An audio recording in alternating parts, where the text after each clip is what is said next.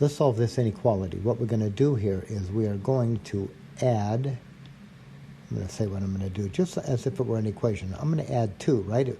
What we've got is minus 2, so let's add 2 to undo that subtraction. We'll get x greater than or equal to, now, negative 11, I'm adding 2, so I get x is greater than or equal to negative 9. Now, while we're here, here's the inequality form, greater than or equal to 9. Here's what the graph looks like. Let's locate negative 9. You know what? Let me make this a little clearer. I messed that up. This is greater than or equal to negative 9. Here's negative 9, and we want the x's greater than that. So we've got the inequality form, we've got the graph form, and now the interval form goes from lower limit to upper limit. We're going from negative 9 all the way out to infinity. The negative 9 is included, so I'll draw a square bracket around there and a parentheses here. Number 6, we've got x's on both sides. I've got more x's on the left side than on the right. So how about if we get all the x's on the left side? So I'm going to subtract these 4 x's. So I'm just going to do it. Now 5 x's minus 4 x's is just an x plus 2 greater than or equal to 5. Let's subtract that 2, so we'll get x greater than or equal to 3. Now, there's the inequality form. Here's the graph. I'll locate a 3, and because I got the equal sign, I'll draw an open circle. X's are greater than 3. And now I can write the interval form. The interval form goes, right? How's the interval form go? Lower limit, comma, upper limit. Lower, comma, upper. The lower is 3, and it's included. So we're going to get a 3, comma. The upper goes all the way out to infinity. The 3 is included, infinities are never included. So there we go. And here in number 7, we've got 7 x's on the left side, 6 on the right. I got more on the left than the right, so I'm going to subtract these 6 x's. So 7 x's minus 6 x's is just 1x plus 1. That's strictly less than negative 5.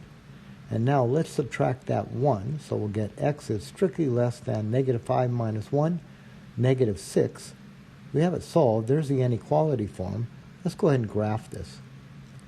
There's our number line for x. I'll locate negative 6, and because this is a strict inequality, no equal, I'll draw an open circle at negative 6, and I can see here that the x's are to the left, right? That arrow points to the left. The x's are to the left of that negative 6. So I've got the inequality form, now I've got the graph form, and now the interval form goes lower limit, comma, upper limit. Lower, comma, upper. Well, lower, it just keeps going. The lower is no actually lower bound. It just goes off to negative infinity. So how about if we write negative infinity, comma, but the upper limit is negative 6. Now, infinities are not included, so always a parentheses there, and the open circle tells us that the negative 6 is not included, so a parentheses around the negative 6. Now, number 8, I'm going to divide both sides here by 4, and alert, we know that when we multiply or divide an inequality, right, an inequality by a negative number, it reverses the direction of that inequality sign. But we're dividing by a positive number, so there's no change taking place here. We're just going to get x greater than 16 over 4. X is strictly greater than 4. There's a solution in inequality form. Our graph is going to look like this. A number line for x. Open circle at 4, right? An open circle because of that strict inequality. And the x's, you can see, are to the right of 4, right? X to the right of 4. So let's draw our number line like that. And then interval form goes lower limit, comma, upper limit. Lower, comma, upper. Where lower, or left, comma, right. Left is 4, and it's not included. So we'll have a 4, comma. And then we go off to infinity, and neither are included. And here, number 9, we've got 5x is strictly greater than negative 25. We're going to undo the multiplication with a division. So our plan is to divide by 5, alert. Now we know when we multiply or divide an inequality by a negative number, we have to change the direction of that sign. But we're dividing by a positive number. Even though we're dividing into a negative, there's no change here. We only worry if we divide or multiply by a negative. But we're dividing by a positive. So ours is going to look like this. We're going to get x strictly greater than negative 25 over positive 5. X is strictly greater than negative 5. In inequality form, we've got x greater than negative 5. The graph form looks like this. X, open circle right at negative 5. The x's are to the right, right? Arrow goes to the right of negative 5. And interval form as lower comma upper, or left comma right. The left is negative 5. And the upper, well, that just goes off to infinity. And because of the open circle at negative 5, we get a parentheses here, parentheses always around infinities.